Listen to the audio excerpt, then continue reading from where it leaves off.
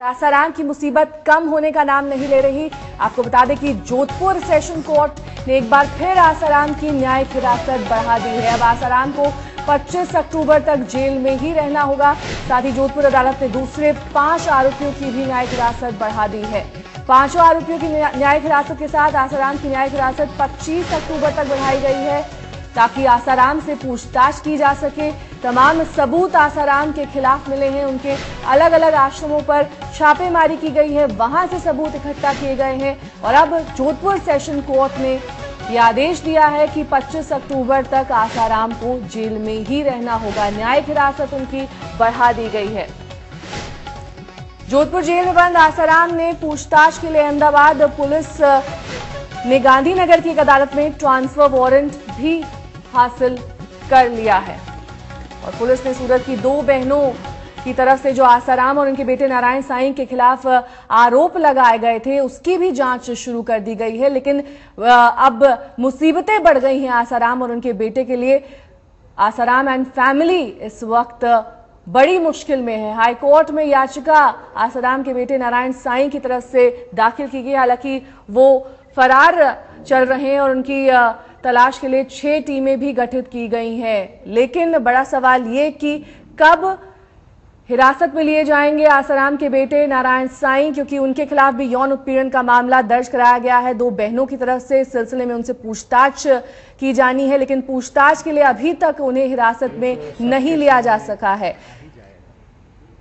सूरत के Jahangirpura police station में मामला दर्ज किया गया। उसके बाद अहमदाबाद के चांदखेड़ा पुलिस स्टेशन इस मामले को भेज दिया गया। 2 बहनों ने जो आरोप लगाए थे उनमें से बड़ी बहन ने आसाराम के खिलाफ आरोप लगाए हैं, जबकि छोटी बहन ने नारायण साईं के खिलाफ।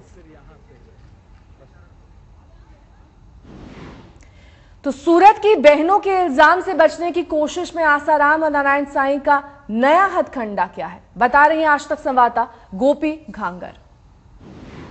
सूरत की 2 बहनों के जरिए लगाए गए बलात्कार के आरोप में फंसे आसाराम और नारायण साईं ने जहां इन आरोपों को बेबुनियाद और मैन्युपुलेटेड बताया है, तो वही इस मामले में एफआईआर को रद्द करने के लिए कल उनके वकील के जरिए गुजरात हाईकोर्ट में एक याचिका भी मुंह की गई है। हालांकि याचिका पर गुजरात हाईकोर्ट सोमवार को सुनवाई करेगा। इसी बीच अहमदाबाद में पुलिस आसाराम और नारायण साईं के खिलाफ सबूत जुटाने में लगी है। कल दोनों बहनों को अहमदाबाद के आसाराम बापू आश्रम पर लाए गए, वहां पे जगह का पंचनामा किया गया, साथ ही कई सारे एविडेंस बरामद किए गए। साथ ही अहमदाबाद पुलिस की एक टीम भी जोधपुर में आसाराम बापू की कस्टडी लेने के लिए पहुंची है और माना जा रहा है कि आसाराम बापू की कस्टडी लेकर अहमदाबाद पुलिस की ये टीम आज रात या कल सुबह तक अहमदाबाद पहुंच जाएगी। कैमरा पर्सन उज्जवल ओझा के साथ गोपी घांगर, अहमदाबाद आज तक। 2 बहनें, दोनों ने गंभीर आरोप लगाए हैं आसाराम के खिलाफ और उनके बेटे नारायण साईं के खिलाफ। किस तरह से एक दौर में आसाराम और उनके बेटे ने दोनों बहनों के साथ यौन उत्पीड़न किया। बहरहाल जोधपुर से ताजा हालात बता रहे हैं हमारे संवाददाता देव अंकुर वधावन।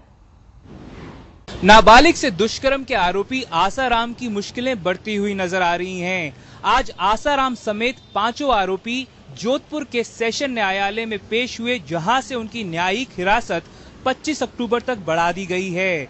आसाराम ने लड़की के वकील के सामने हाथ जोड़े और ये तक कहा कि लड़की को कृपया पीड़िता ना कहा जाए।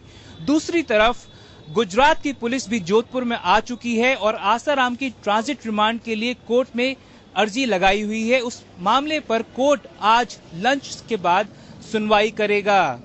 कैमरा पर्सन विनोद कुमार तोमर के साथ देवंकुर वधावन, जोधपुर आज तक।